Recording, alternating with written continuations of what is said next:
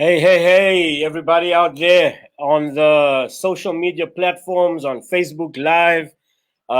This is me, Seth Nika, and it's my honor over the last 6 months. Yesterday, the 15th of September, marked in South Africa 6 months of us being made aware that we would go into lockdown. And we've had the experiences of moving from level 5 all the way to level 2. And on this day, I've heard by the tributaries of information that around about 7 p.m. we most likely will be moving on to level 1.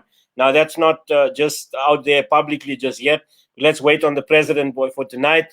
But I know that some of you will be excited about this show, and so am I.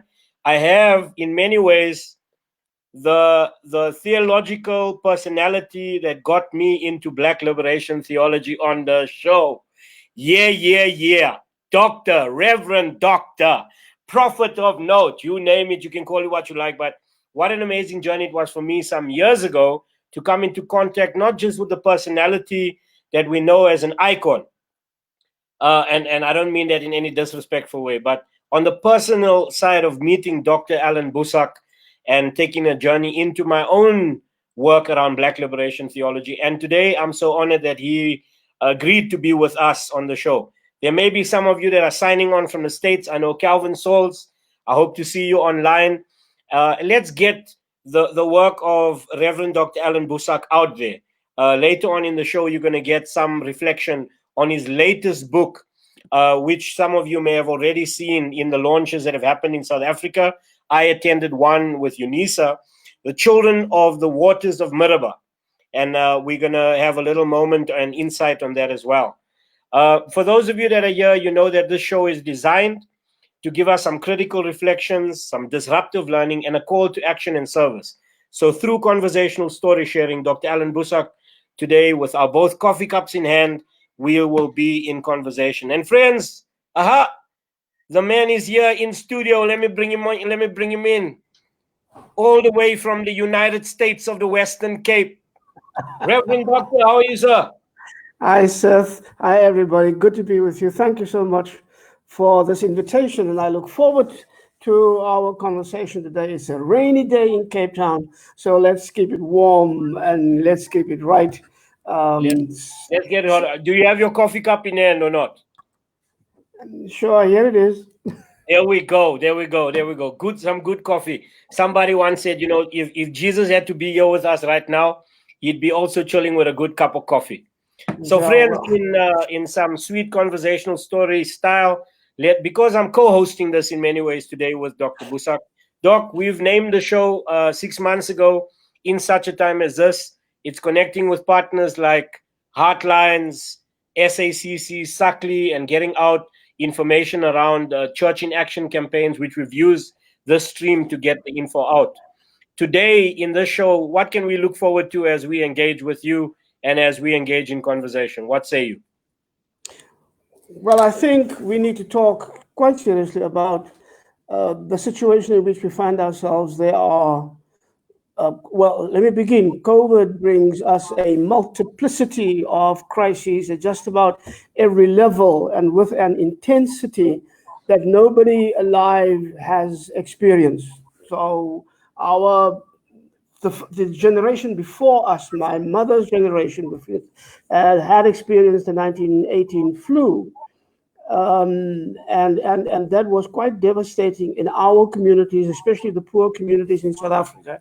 And now, and I've heard stories about that. Now we see for ourselves what that means. So when you talk about what are the challenges for the church at a time such as this, but across the world, we can also see our politics has become particularly toxic. I mean, there is new rise of ethnicisms and nationalisms, white nationalism, white supremacy. In some ways, nationalism connected with religion. In other ways, we've seen quite shameless acts toward people who are vulnerable. Think of the Rohingya and how they are being persecuted and the genocide that's being enacted upon those vulnerable people. Think of what the United States is doing on its southern Mexican border with children in cages and concentration camps. And just today, I read an article about a nurse who has come out with a story that she can't take it anymore. She works in one of those facilities, and she says that the people of ICE, that's the agency from the United States handling the migration issue on the southern border, they are actually taking women against their will, and they are giving them hysterectomies. And I mean, it's like Nazi Germany. I first said this can't be. Is this just a story? Then I said no. This is a nurse who said, I can't take it anymore. I'm walking away from this. And so she's telling the world, because she says, if I keep quiet about this, think of all those women on whose bodies they are experimenting. Now, those are things that we thought were behind us when Hitler died and the Nazi period was over. It seems as if it is not. So for me, the question is, it's what I call the politics of vulgarity. And it's not just in the United States, it's everywhere, it seems to me. Hungary with a Christian nationalism, India with a Hindu nationalism.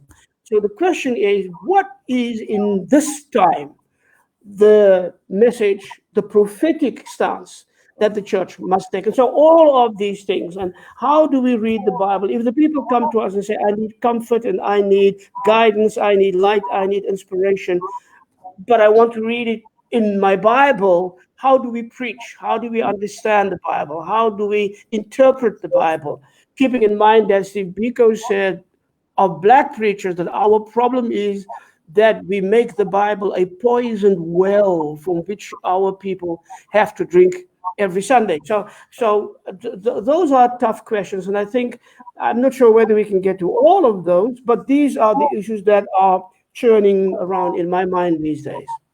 Doc, what's beautiful about being in conversation with you, just to get your insight. There you go, thinking from the Western Cape all the way to India, to the Rohingya people in Myanmar. It's got to be a global conversation. And so if you're out there, we've got Dr. Allan Boesak in studio with me. Yes, it's virtual. Yes, it's conversational. I also want to say to you, by way of us co-sharing the space, we're also going to step behind the name, the myth, the icon, whatever you like to say. There's a moment in the show when I've asked Dr. Boesak to take us into his confidence. And why? Because he knows that we've been running a campaign to build empathy, understanding, and trust. So while there are these issues in such a time as this, Doc, I'm happy to report to you that from our humble side in Joburg South, we've done some work in a parish that you know quite well, linked to one of your former colleagues in the URCSA. He's now late, Reverend Dr. Gerry Lubber.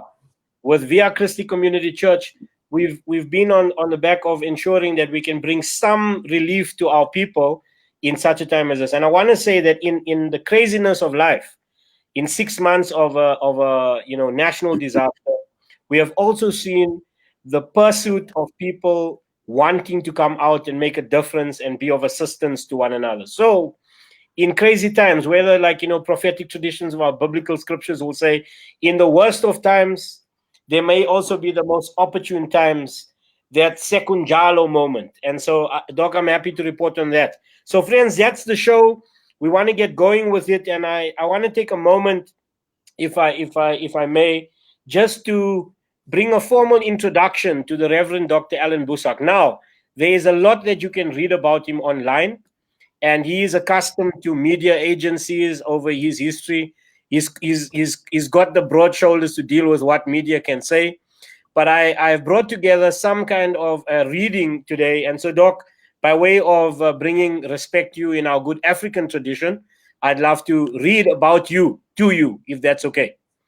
And this is for people that are out, especially those of you that are younger folk, and you may be out there, you're 18 years old, you're 14 years old, you're 15 years old, you might even be 23. And you may have heard about Reverend Dr. Allan Boesak in the lurkings of our history. If you go online, you'll find out about him. He's making history, but he's also part of history. And he's online. So let's take a moment. So those of you that are out there and you haven't heard about the UDF and you haven't heard about Allan Boesak as a theologian and a politician, it's time that we check in. Now, one thing I would say, and Doc, you know this, but for those of you that are out there, I have in my library some of his original texts that way back when we brought him to the States, I surprised him with another colleague of his, Reverend Dr. Curtis DeYoung, when we brought to him a gift and gave him his own books because he had lost the original manuscripts based on some of the harsh realities of the apartheid regime. And that was a really touching moment. But what an honor it is that I have those original books that he wrote in those days. And so today, friends, as we do this, let me bring an introduction that I've prepared in honor of this our countryman, our human person, our doctor of Black liberation theology, Allan Boesak, born the 23rd of February 1946, is a cleric, politician, and anti-apartheid activist. He became active in the separate, at that time known as colored branch of the Nederduitse Gereformeerde Kerk, and began to work as a pastor in Paarl. He became known then as a liberation theologian, I would add, a Black liberation theologian, starting with the publication of his doctoral work, Farewell to Innocence, 1976. For the next decade or so, he continued to write well-received books and collections of essays and sermons. Dr. Boesak was elected president of the World Alliance of Reformed Churches in 1982, a position he held until 1991. He rose to prominence during the 1980s as an outspoken critique and opponent of the National Party's policies and played a major anti-apartheid activist role as a patron of the United Democratic Front from 1983 to 1991. In 2008, Reverend Dr. Allan Boesak publicly challenged the South African leadership to remember why the country had set out to join all races and create a non-racial South Africa. In December of that year, he left the ANC to join the Congress of the People. He also called for a revolution, a reevaluation. Well, I wouldn't be misplaced for him to say that he called a revolution of affirmative action, describing the way it was used in the Western Cape as totally inexcusable. In June 2013, Christian Theological Seminary and Butler University in Indianapolis, Indiana, appointed him as a Desmond Tutu Professor for Peace, Global Justice, and Reconciliation. Today, friends, we can speak about Allan Boesak as a South African liberation theologian, international human rights activist, and the research associate at the Faculty of Theology and Religion, University of Pretoria. He is the author of several books, including Pharaohs on Both Sides of Blood Red Waters, Prophetic Critique of Empire, Resistance, Justice, and the Power of the Hopeful Seasway. And lastly, because we hear on this show, he is also, as of recent, the author of Children of the Waters of Meribah. And friends, that is what we'll return to. So, Doc, that's my introduction to you. I know that it was a little bit on the side of lengthiness, but that's who you are. That's what people write about you. What say you about that? How did we do? I always say to people, online things happen and people can say online whatever they like. So I always encourage people, if you want to know what happened, try to talk to me. But thank you so much. It's a good introduction. It hits all the high points, although you forget the call for the United Democratic Front and that work in the 1980s, which was formative for my life and crucial for South Africa's history, and a wonderful period in which I could see some of the ideals that we fight for, like non-racialism, how real that can be and how that can become a practical way of going forward hand in hand together with all those who commit themselves to the struggle for justice and to the ideals of freedom and dignity for all South Africa's children. But thank you for that introduction, and we can go back and forth as this conversation continues. Doc, by way of us being people, how have you been and your family? How's the family, and how have you guys been coping in this time? I know that you work in an academic sphere, lecturing and consulting. But how have you managed, and how are you holding up as a family? Oh, we're doing very well. Thank you very much. We're all still very healthy. All of the family members are untouched by COVID. It is, of course, a very difficult thing. I mean, the lockdown was the kind of thing that we have not experienced in any way in our lives. I mean, I personally, I know what it means to be under house arrest. I know what it means to be in prison and in solitary confinement. But that's a different kind of thing. To be able to say, look out your window and not go out, not because of a banning order or a house arrest order, but because of an illness. That's a different kind of thing, and it brings strain upon people. You can't see your family members as you wish, but we were lucky, and we came through it mostly, and still are today.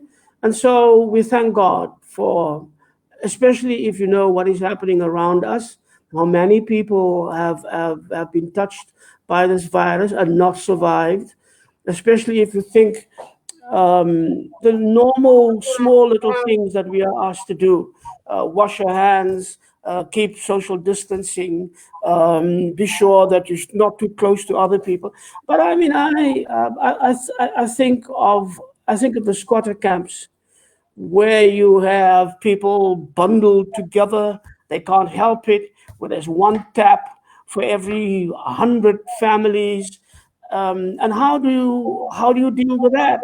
You, they say to us, I mean, you've got to eat healthy food, but never mind healthy food. Those people don't have food to eat, and so hunger is stalking the country. And if you think of all of that, I can just say, I mean, so we have been extraordinarily blessed and fortunate that we have not been battling with those things in the intense way that others seem to have. So we're okay. Thank you.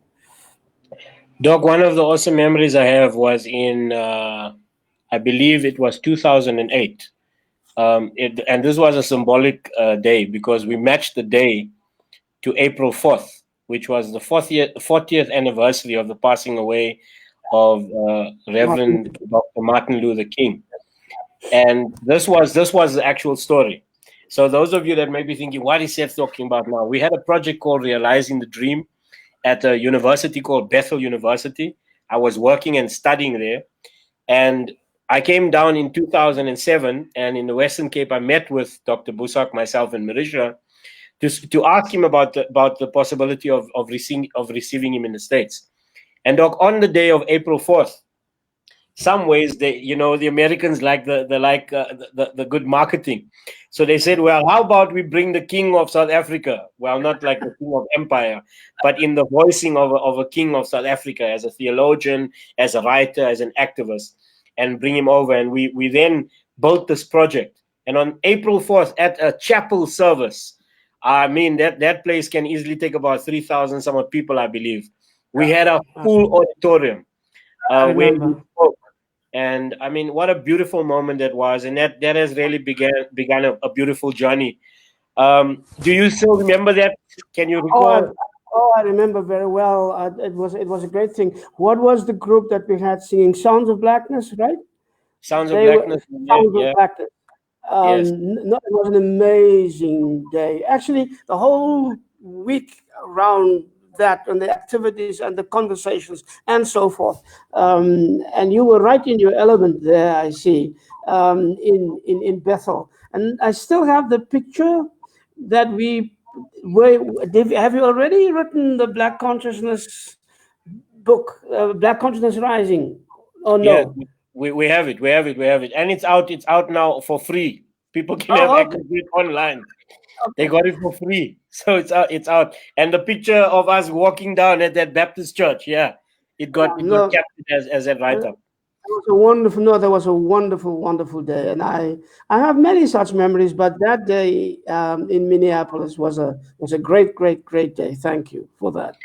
And Doc, I want to say that on that day, this is how I think the past connected to the future can provide opportunities to, if I may say, heal itself. That on that day, I mean, Bethel had missed an opportunity way back when to have Dr. King on the campus. Yeah, But here it was that in 2008 on April 4th, we were able to match the date with their chapel service on Friday. So yeah, just a great memory. Doc, at this time, we want to step into the space of the story sharing. So I want to bring to you all, as we take a rest from the screen, a little snippet of a video that will prime us to hear what Dr. Boesak has prepared for the story that's behind the story of him as a person, not the reverend, not the doctor. And if you've been around him in close connection or in a lecture, you know that he will go to the story of his life, of his beginnings, of his mother. So, Doc, we want to prime this moment for this moment. So, friends, as we take a break from the screen, let me bring you a video of a national campaign that some of you know is an anchoring piece of the show, of an approach that is now a South African approach to the power of story. That story actually can be the gap closer between the I and the other. When we have story in our hands, the narrative, the power of who you are, who I am, can bring people together. So check this out as we get ready to listen to Dr. Boesak and what he's prepared for us from his personal story sharing.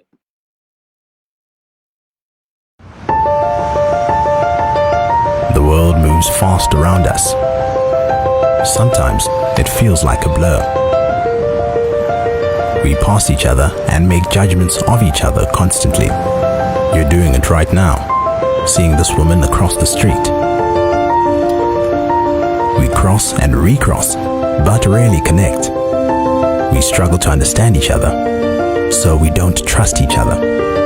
I know your name, but I don't know who you are. You know my name, but do you know my story?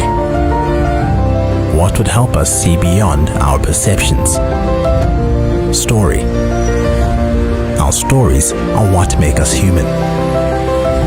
Stories have the power to overcome our perceptions. Sharing a story isn't hard. It's a simple human act, connecting us deeper to people we already know.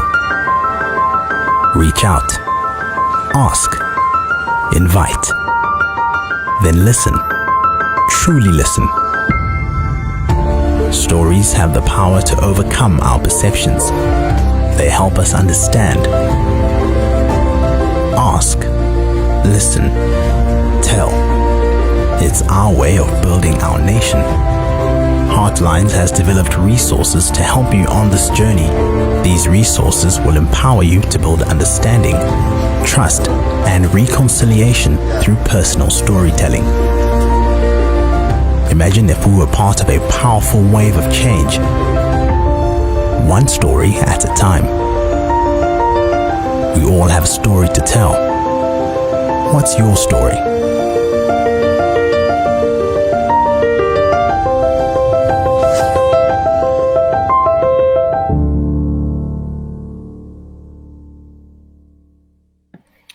So we all have a story to tell. What's your story? In a South African context, if I ask the question in an incorrect accent, it'll make you bang. As ek so say, hey, ek sê man, what's your story? You may not want to actually share your story.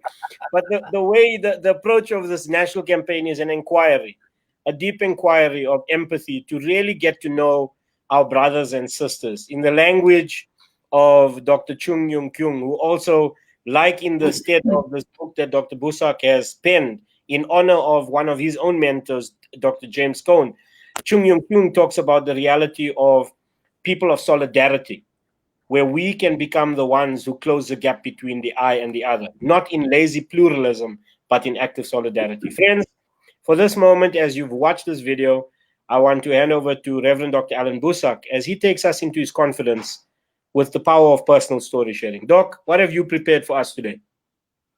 Well, not so much what I prepared, but what I sort of constantly remember every day. I mean, I was born in the Northern Cape province in South Africa, a little town called Kakamas on the banks of the Orange River. And that area, I mean, I always think if I talk in terms of the United States, in terms of overt racism and apartheid and shameless white supremacy on display every day in every way, like the deep South in the U.S.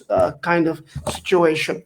My father was a school teacher, but died very young. I was only 6 years old, and I was the second youngest of 8 children.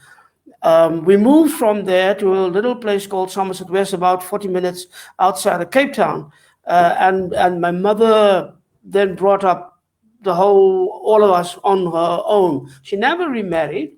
And so my mother became a very clear and powerful influence in my life. She was not a very learned woman, did not finish primary school, but had a great deep well of wisdom. And so as children, we learned from her. And I always say that one of the things that I remember is every evening around the table, when we had our evening prayers, my mother would, if she prayed, always pray to God as the God of the poor and the Father of the fatherless and the protector and defender of the orphan and the widow. And that's how she read the Bible, and that's how she understood the Bible.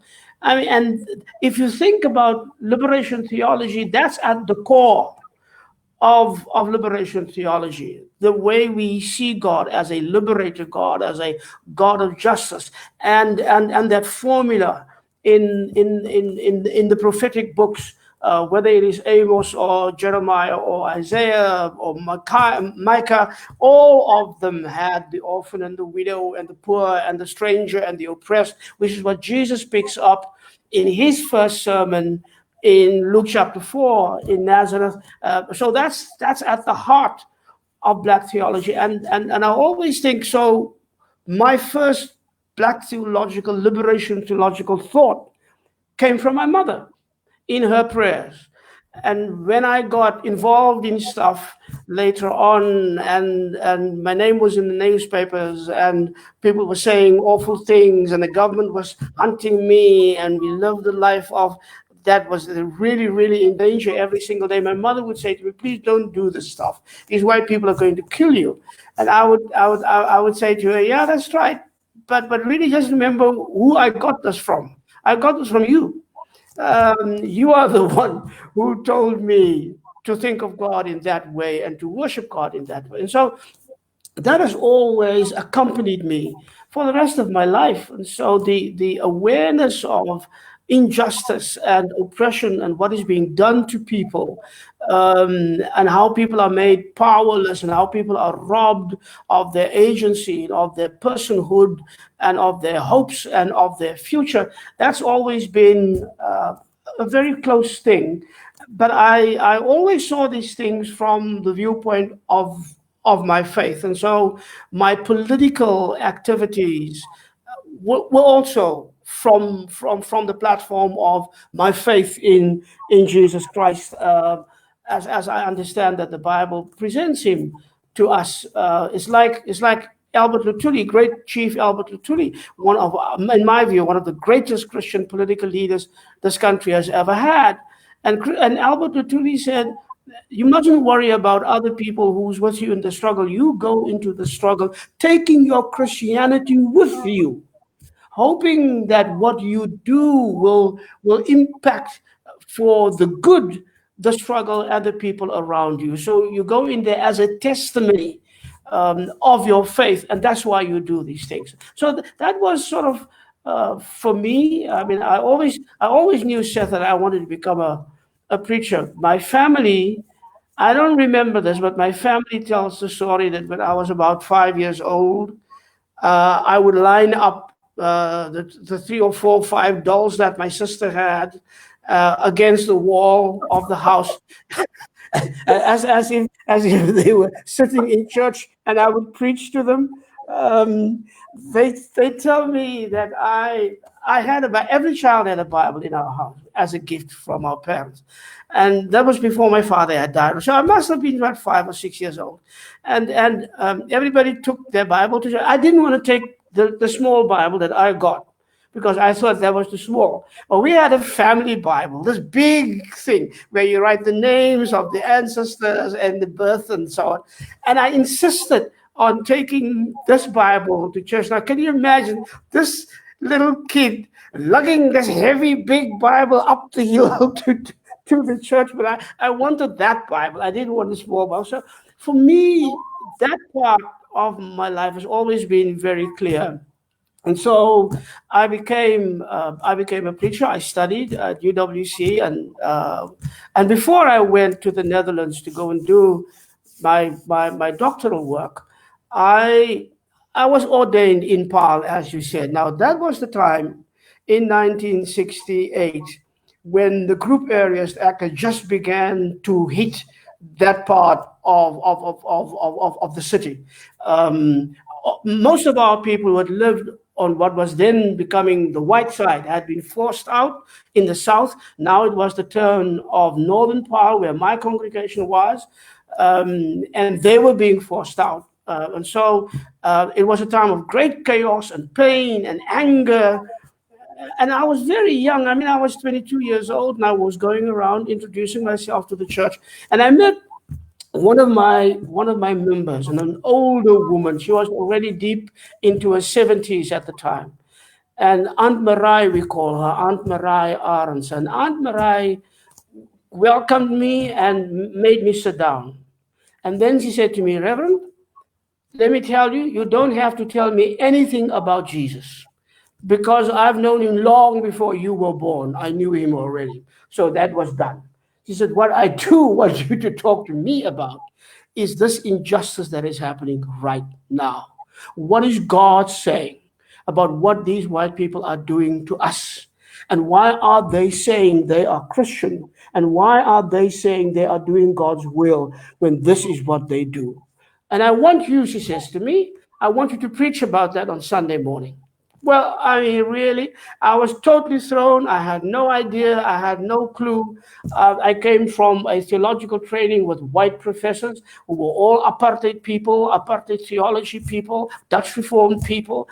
And their way of reading the Bible was always to justify their injustices and to justify apartheid and to present God as a God of apartheid. And so I didn't know how. But Aunt Marai forced me to think about the connection between my faith and justice, the connection between my faith and the suffering of my people, the connection between my ministry and the pain of my people. And that helped me make up my mind. I said, I will not go on the pulpit again if I'm not willing to speak about these issues in the name of Jesus. And so I didn't say it then. I only understood it much later. I mean, 20, 30 years later. I came to the formulation that I live by now, which is if you are in a struggle for justice and you're a Christian, you must understand that to say justice is to say Jesus, and to say Jesus is to say justice. And that you cannot say justice without Jesus, and you cannot say Jesus without justice, and you cannot go into justice struggles without Jesus because it's too hard. You won't make it on your own. You will fall by the wayside. I mean, your strength is not enough. And because it's such a hard struggle, and because it's such a risky thing, and because it is such a dangerous thing to do, and the powers that are arranged against you are so ruthless and brutal, and they will kill you, as we have seen, you can't, in my view, you can't do it. If you're a person of faith, you can't do it without Jesus by your side. And so that formula has become part of my life. And I've had many, many moments of deep despair, of course, great fear, and many moments where I thought this is my last moment on this earth. And that is always what you return to. You return to that deepest thing that anchored you all your life. And I'm not saying it takes away the fear. I'm not saying it makes you incredibly brave like some superhuman being, but I am saying it gives you the ability to look your tormentor and your oppressor and your jailer in the eye and think, there really is nothing you can do to me. And I have a deeper power and a greater faith. And anything that you can do, you can't destroy that. And so, yeah, and that's helped. One goes through all sorts of things in life, but I think now, I mean, it's been 40 years, maybe more, that I have entered the political struggle in this country. And all these years, God has been tremendously faithful. And that's all I can say. I now look back and I think where I am right now, I'm teaching, I'm writing, I share on platforms like this. I meet young people like you. I get inspired by the youth that I see around me. I get excited by what I see, how they are reaching out, how they are not only willing to learn but willing to share their courage now. And I think of the young people that I have been privileged to work with in the 1970s after the Soweto Revolution into the 1980s in the UDF.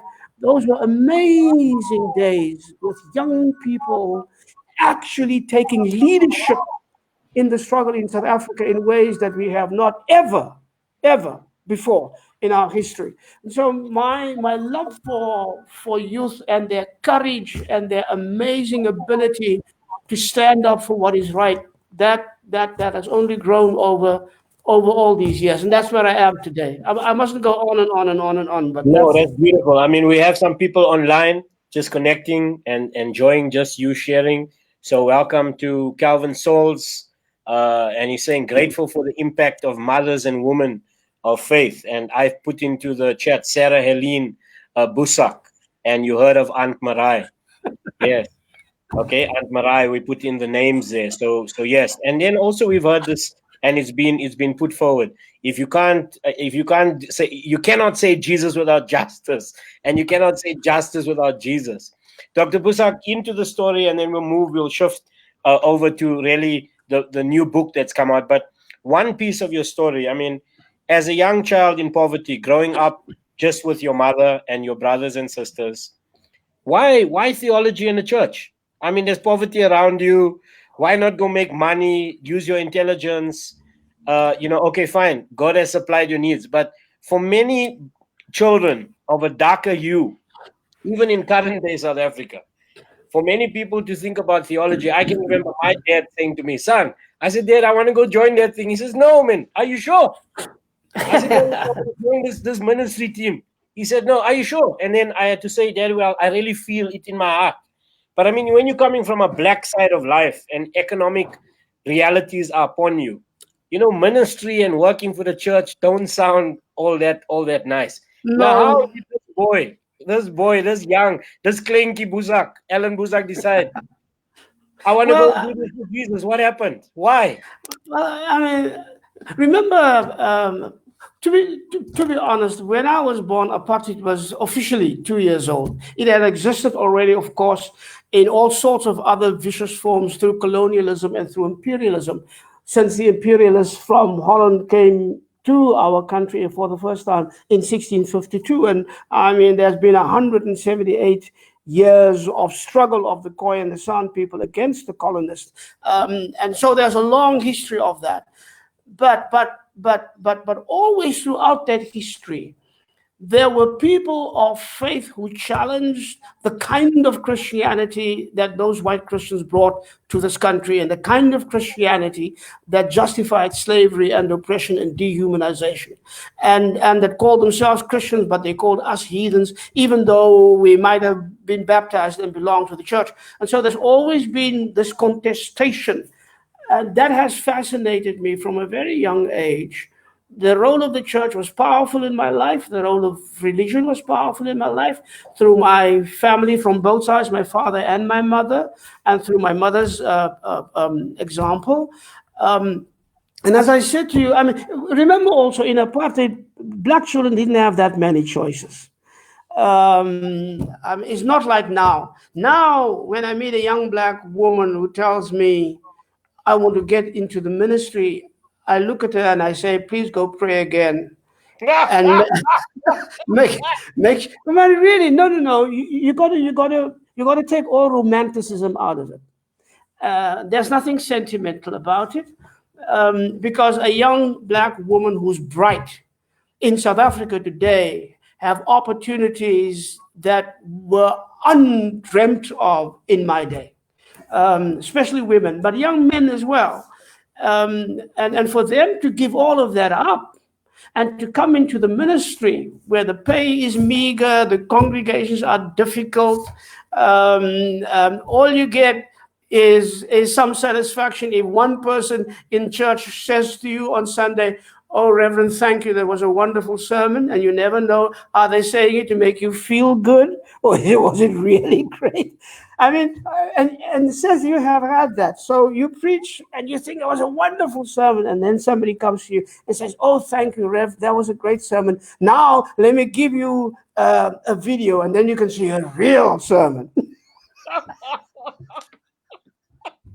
Now you get that. No, but if it's a calling, it's a calling. And in a time like this, sure, the church has never been challenged in ways like we are being challenged now. Everybody is now saying, what does it mean if we can't come together, if I can't see the community of faith, if we can't talk to one another, if we can't hug one another, if we can't pray for one another every Sunday or every Wednesday or whatever it is, we come together, if we can't do Bible study, it now all has to be online. Not everybody has a phone. Not everybody, especially the older members of the church who are so dependent upon that gathering of the faithful and the sermon and the Bible reading and what we sing and so forth.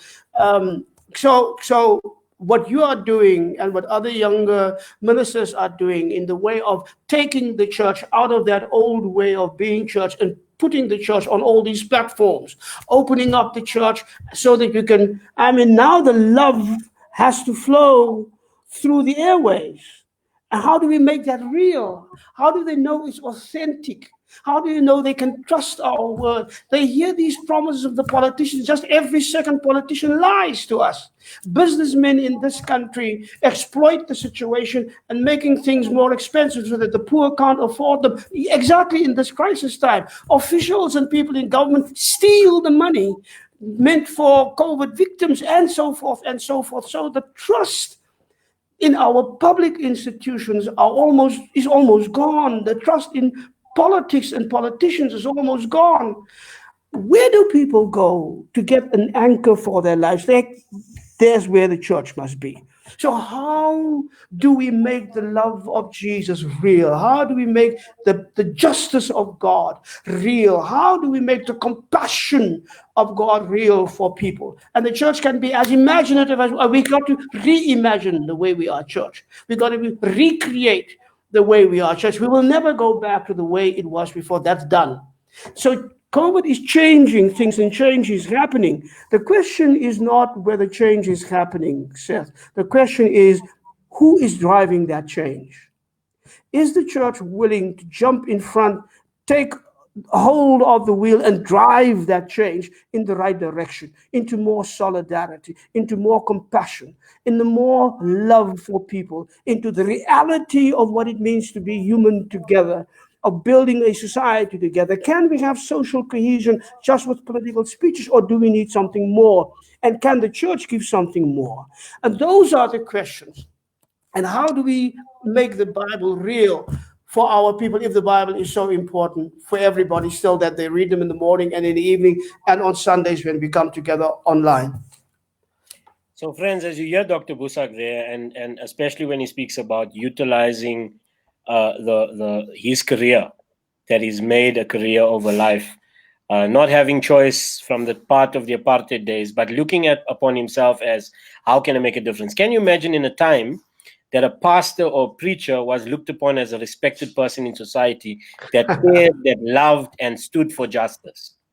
Now, those of you that are out there, this is a call of solidarity. If you are a woman out there and you heard Dr. Boesak say, if you had to tell him today, hey, you want to go into theology and academics, or being a pastor, think again.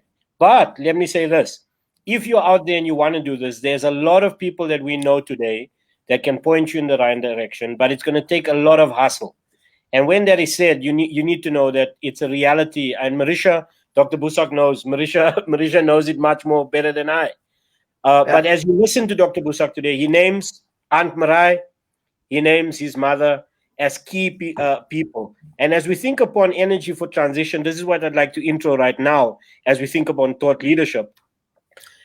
Why go too far? But here's the promo on the new book, Children of the Waters of Meribah.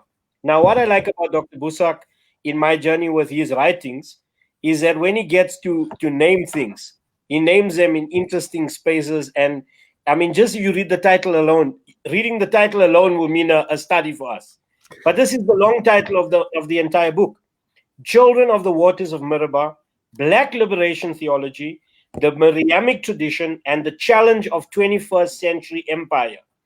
Friends, by way of getting this out there, I'm still to get my copy, but I'm grateful that the media company that's doing the promo has given us at least chapter 1 and chapter 2 of the preview, so I got access to that myself online.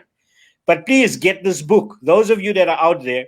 And I'm wanting Dr. Boesak today to say, Doc, as you speak about this transformative change, as you talk about the church for such a time as this, and here, in a way, I noticed that Dr. Allan Boesak is critiquing Dr. Allan Boesak in some kind of way, which I love. I love the fact that you're telling yourself, hey, Boesak, what were you thinking then? But what are you thinking now so that we can go to a better future? So, Doc, if I may ask you, you know, in light of this book, where are you going with your own journey of self, of journeying with the other, of journeying with a greater future, of journeying with your own mindset about what is required in such a time as this? Well, thank you for that, Seth. I mean, if you read my books, and if you take sort of 3 books and you read one after the other, you will see that I, in every book, engage pieces that I've written before, and I rethink them and I think about them again, and I ask myself, is that right? Is that not right? Have I learned something? And then I elaborate. So because to be in critical conversation with yourself, to be open to critique, to be open to see, I believe that then, but I was wrong. Now I've learned. The process of learning and unlearning and opening yourself to be critiqued and to say things differently because you see them differently.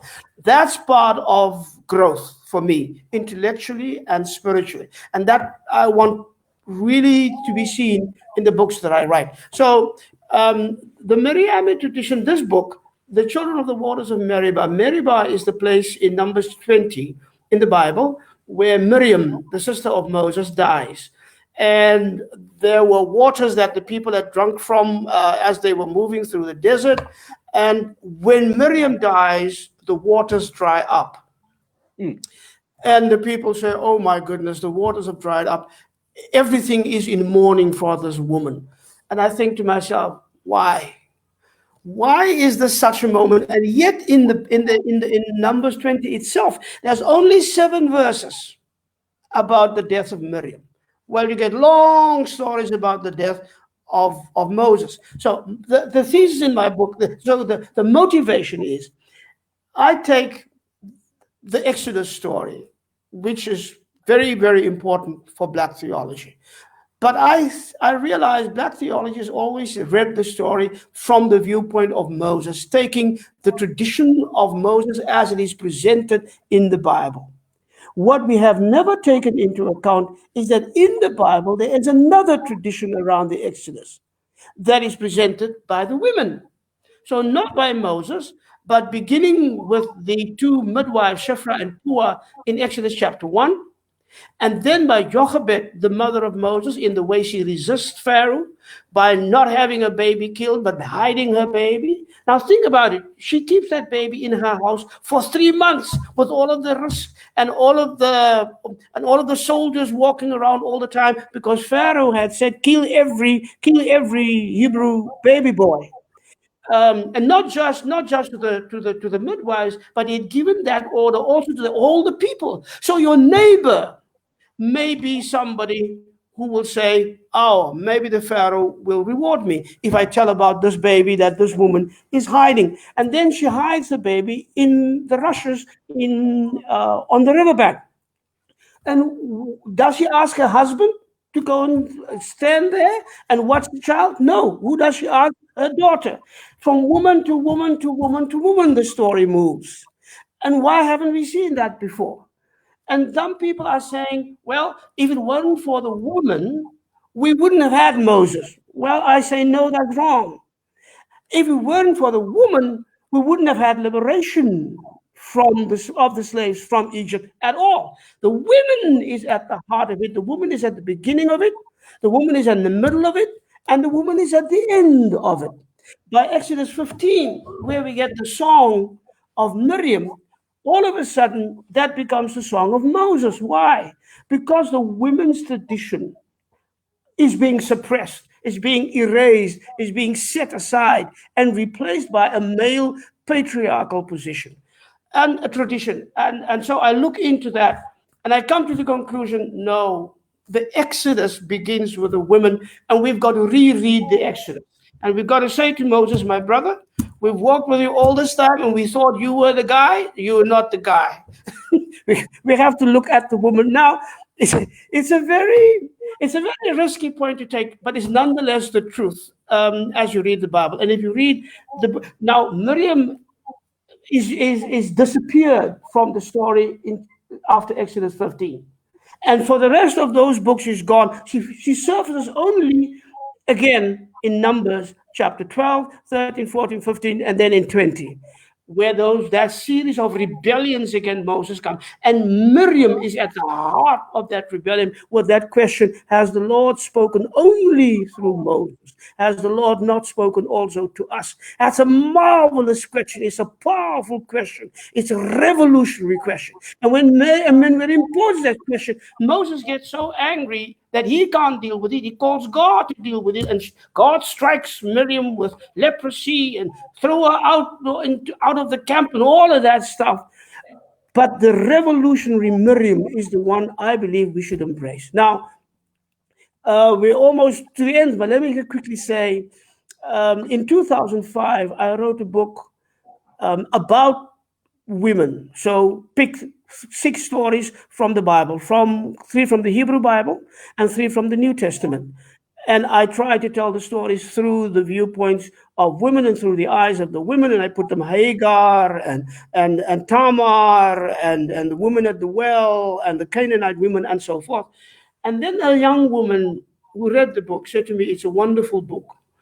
And the book won a prize. So it got the Andrew Murray Desmond Tutu Prize for theology that year. But she said to me, next time we need the voices of men to critique the way men read the Bible and put women in the shadows, and the way men put women in the shadows in the church. And I think she's absolutely right. Men has got to speak to men. And so she said to me, but next time when you write a book, don't just write about women. Why don't you go and engage women theologians on what they are saying and see whether there is something you have to learn from them? And the result is this book. I've read the women, I've engaged the women, I've listened to the women, I enter into critical dialogue with the woman. I say, on this point, the woman is absolutely right. And I say, on that point, I don't agree. And these are my reasons why. So we have a grown-up adult intellectual, wonderful conversation. But I can tell you, the Allan Boesak who wrote the book in 2005 about the women is not the Allan Boesak who wrote the book that appeared now, Children of the Waters of Meribah, because I've learned, I've shifted my view. It's the same with the way I look at the Bible and LGBTQI people. I will never, ever read the Bible the same again, because I've now come to understand that God's love is indivisible. God's justice is indivisible and radical. God's reconciliation is indivisible and radical. God's inclusiveness is indivisible and radical. And if you understand that is the Bible, the God in the Bible, the God of Jesus, and the God of Paul in Galatians chapter 3, then you think, I can never be what I was 20 years ago, because the Holy Spirit moves you. She doesn't let you go. She wakes you up at night. She knocks against your head. She asks you, what are you thinking? What are you saying? How dare you preach what you preach by not listening to me? And when that happens to you, then you change, and you change quite fundamentally. And when I've gone through this, I take this book in my hand, and the feeling that I get is not so much of intellectual accomplishment, but it's a feeling of intense gratitude and humility. And I just think, my God, isn't God great? That's what I think. Doc, that all came out of just one question, one question of what are you saying to yourself. But I want to say to you, if you're out there, we are still getting in South Africa access to this book. So the media people that are promoting this book that are out there, I want to say to them, please, let's Africa Sun Media, let's give access to people. I think what we need to be doing, and let me say this, what I sense for those of you that are on here, I want to acknowledge Nontando Adebe, Stan Henkeman. I want to acknowledge Umzwandile Molo from SACC, Mary Augusta Adam, Curtis Paul the Young. All of you people are here. We need a conversation like this. We need a conversation about how do we do theology again. Because let me just in the last moment, I'll leave Dr. Boesak to say the final word. We need to bring in a theology that will be able not just to speak to church, but speak to our society. And I know, because Dr. Boesak, and this is the reality, a theologian who can take black theology straight away into public life. And what I've loved, the readings of the previous books that I've read in the engagement of my own journey in black liberation theology, and then walking towards contextual black liberation reconciliation theology, was that theology is not only kept for the inside, church walls. It's ideology. It's a body of knowledge that I can walk into a corporate space. I can have a conversation with youth about life. You can take the Exodus spin on this. So if you're out there and sensing the opportunity, let's get Dr. Boesak out to have conversations with young people. Let's get Dr. Boesak out with theologians. And there are many young people out there. I mean, if you still now worrying about, the role of a woman submissive to a man, let's have this Exodus conversation. Let's flip the script on a pseudo theology where we know. I mean, and this is what I find crazy, Dr. Boesak. We can have labels because labels are binary. They say you conservative, you liberal. And the other day I just published a quote on this saying, you'll speak to a liberation guy of theology. He said he was an anti-apartheid activist. He loved the freedom struggle. Suddenly, when you ask the guy, listen, what about women's rights? He said, no, don't go there. Don't go there. Yeah, that's true, though. Just the encouragement that if we're out there, let's get this book, the Children of the Waters of Meribah by Dr. Allan Boesak. Let's open up the conversation. We're in a time when we're still in level 2 in South Africa and around the world. COVID-19 is there. But maybe through the Miriamic tradition, there's possibilities of a more equitable world. So if you're Christian out there, if you're following the scriptures and the words of Jesus, justice in Jesus, there's a new moment. If you're in a corporate world, and I know for some of you, you may say, listen, I'm not a Christian. As we know, we have colleagues that are out like Dr. Allan Boesak's friend, Farid Isaac, who will be a black liberation theologian coming from Islam. But let's have this conversation. Whether you be a Christian or a religious person of another tradition, if we can take from this book a new conversation for the health and well-being of our society, let's step the mind of now what I can say, the Reverend Doctor, the elder who is here with us. And for the many years that we have him, Doc, thank you for giving us that reflection. Thank you. I hope that we can have more conversations like this. So, Doc, because I know you're going to close it in style in our last moment for these people that are online here, an action of, call to action and service out of a history, that we're trying to focus, and why I brought you in my own journey of my heritage, while I can't call you a biological family member, but in the tradition of saying, here's my doctor father of black liberation and contextual reconciliation theology, I want to say thank you for writing what you did. And as a 30-something-year-old, when I started to do my theology studies and got a hold of Black and Reformed, I was like, wow, man, where was this all my life? And the question I asked you back then, why are the books written, the ideologies created, the theologies created, but unfortunately not being studied in our universities? No, I know. As we close it out, bring something to these folk as we close out the show. Well, simply to say thank you very much. I really do appreciate the conversation with you, and by extension with everybody else out there. And I do very much appreciate your feedback Seth will let me have those words of yours, and I will think about them, because I really try to learn from what people take away from these conversations with me. And we're towards the end, so just very quickly, don't ever be afraid. Look, let me take a step back. Christianity and the Christian faith is meant to be a faith not within four walls. It never started like that. It started as the faith of poor, oppressed, occupied Palestinians in the time of Jesus. And it was meant to be a comfort to the oppressed people, but it's also meant to be a challenge to those elites in Jerusalem who oppressed the people, who sucked them dry, who collaborated with the Romans, and therefore it was a challenge to the Romans. So it's a very challenging theology. It's saying you have your kingdom, you have your emperor, you have your empire. God is bringing God's reign into this world. And from as today, you must reckon with that. And there will be a reckoning. That's and it's for me, that's why the Bible is the most powerful, revolutionary book ever written. It can also be the most dangerous book if you reinterpret incorrectly and you use it as a tool for oppression. That's the first thing I want to say. Second thing is, do not be afraid. Do not be shy of your faith. Jesus was crucified in public on a hill for everybody to see. So if we lift up Jesus, we do that for everyone to see. We're not ashamed. We don't force our faith down other people's throats. We don't look down our noses. God has a way of revealing God's self in millions of ways that you and I can't even begin to comprehend. Don't ever think that we can be in the place of God, on the throne of God, to say, God has said this, but we think women belong there. God has said this, God's grace is this, but we think LGBTQ people belong underneath my feet.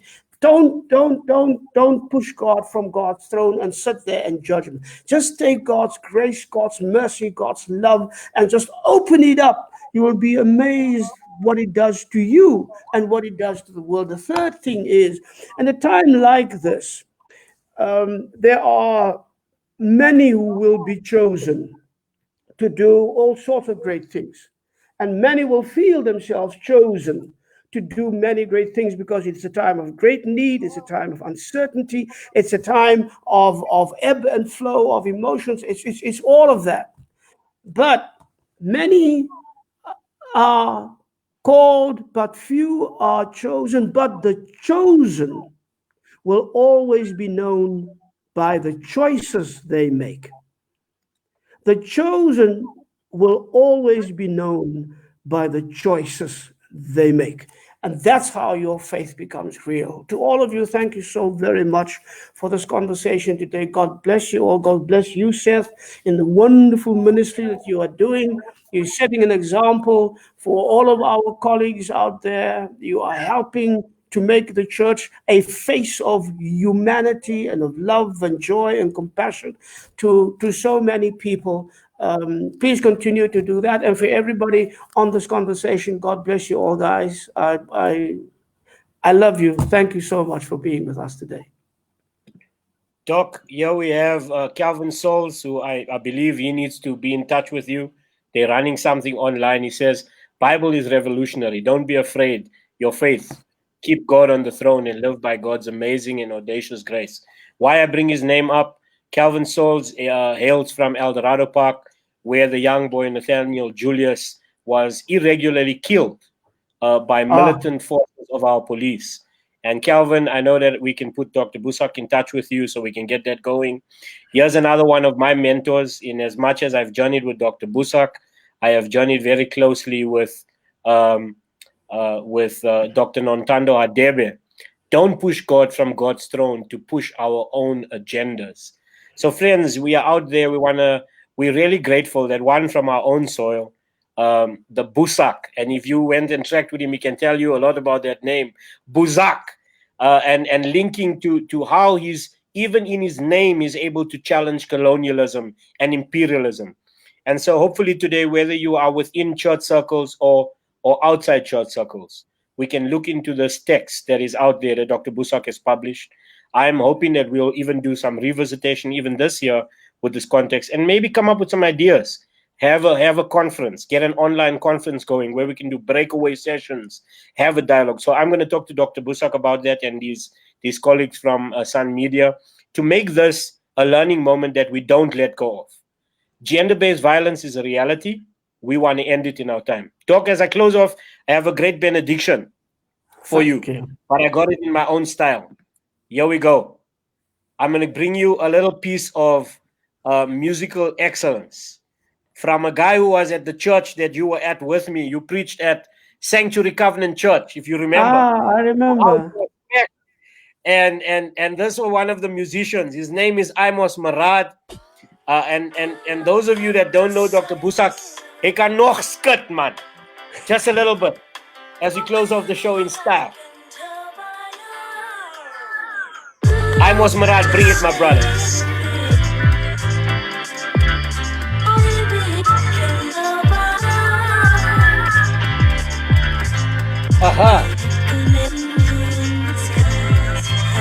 Dr. Boesak, I know you can still put that head beat right there.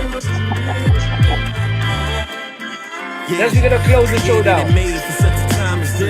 No more questions about my purpose, ain't it obvious? The time say right is wrong, do the opposite. Is there anybody righteous doing music? Now these days, righteous ways are even twisted. We had ambassadors of truth, but they missed it.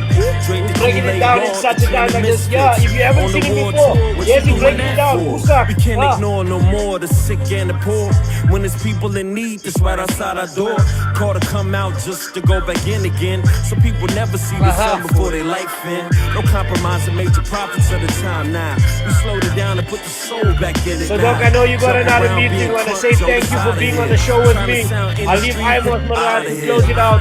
Bless you all. If you want to be in touch, reach out. I'll get you in touch with Dr. Allan Boesak. Yeah. This is timeless, y'all. We never going out.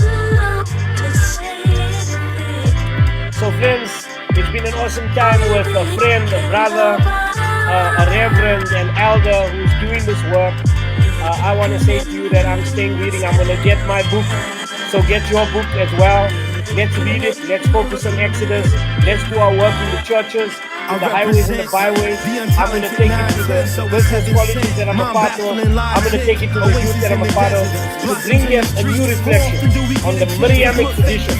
You heard it right here on such a time as this. It was a great honor to have Dr. Boesak with us. If you want to reach out and get in contact, I'm in contact with these people that are promoting the book. Reach out to me and I'll get back to you. And we'll get this conversation going in the country and around the world. Bless you all. From my side in AKA LA, lower than if you're looking for a prophet, look peace out.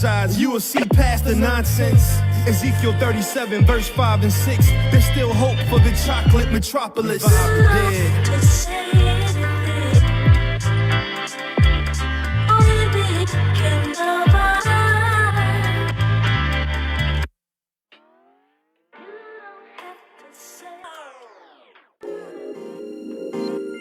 Yeah, you are, we are, yeah. Mosaic on the beach, y'all.